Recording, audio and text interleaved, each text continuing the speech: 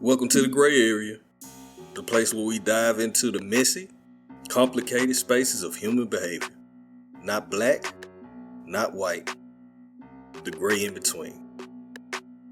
Today we're unpacking 3 mental and emotional states that shape how we think and relate to the world. Cognitive dissonance, entitlement, victim syndrome. They sound different. They operate differently. But they all have this in common. They distort reality. They keep us stuck in cycles of denial, defensiveness, and disconnection from others and from ourselves. Alright, I think we're going to get into it too. Let's start with cognitive dissonance. That's when your beliefs and your actions don't line up. And instead of facing the truth, twist logic to protect yourself. Example, you see yourself as a good person, but you lie to a friend. Instead of admitting you were wrong, you say, everybody lies sometimes. It's no big deal. Or you want to believe your relationship is healthy, even though deep down you know you're not being treated right. Cognitive dissonance is uncomfortable. It's the mental tension of living in contradiction. And most people resolve it by changing their story, not their behavior. Entitlement, on the other hand, is different. It's not about conflict between beliefs and actions. It's about an inflated expectation. I deserve this. I'm owed this. The rules don't apply to me. Entitlement can come from being overindulged as a child, feeling overlooked and trying to compensate, or just internalizing the idea that your needs matter more than others. It creates resentment when reality doesn't bend to meet those expectations. And that resentment can look a lot like cognitive dissonance, because instead of asking, am I expecting too much? You might say, this system is broken. Everyone else is wrong. Now let's talk about victim syndrome. And notice I said syndrome, not victimhood. Being a victim is real. We all go through situations where harm is done to us. But victim syndrome happens when your entire identity becomes built around being powerless. Instead of saying, this happened to me, but I grew through it, it stays at, everything happens to me. I can't win. The world is against me. The past becomes a permanent script, and healing feels impossible because there's comfort in staying stuck. Here's where it overlaps. Victim syndrome can feed entitlement because I've suffered, the world owes me. And it can feed cognitive dissonance.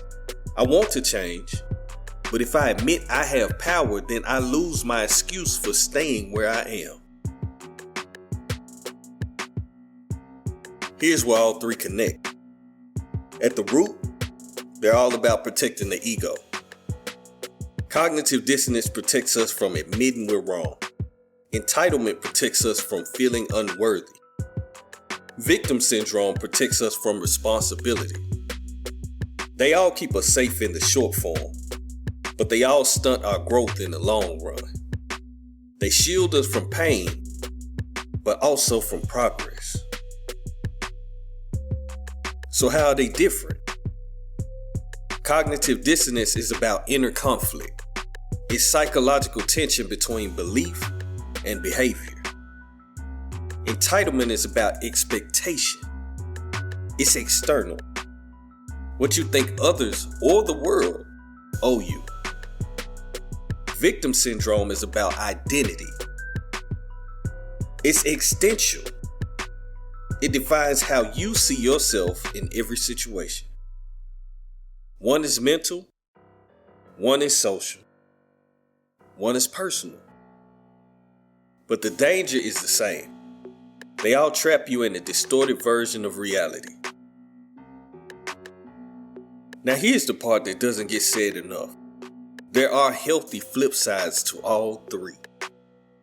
Cognitive dissonance in a healthy form, that's growth. That's the moment when your actions don't match your values, and instead of rationalizing, you correct course. That tension becomes fuel for change.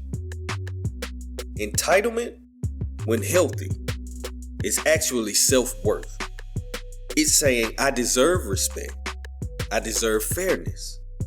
I deserve safety. That's not arrogance. That's dignity. Victim identity, when healthy, becomes survivor strength. It's saying, yes, I went through hell, but I'm not defined by it. I'm stronger because of it. The key difference is whether these states are used to avoid responsibility or to claim it.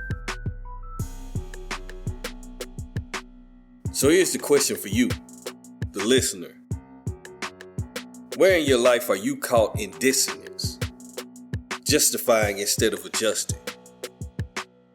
Where are you entitled, expecting from others what you haven't given? Where are you stuck in victimhood, retelling the pain instead of rewriting the future? These aren't accusations, they're mirrors. Because truth is, we've all lived in these states at some point. The question is, do you stay there or do you grow through it? Hey yo, thanks for joining me, here at the Grae Area, where clarity lives in the tension and growth begins in the gray. If this spoke to you, share it with someone who might need to hear it. And remember, protecting your ego feels safe, but protecting your growth, that's freedom. Easy.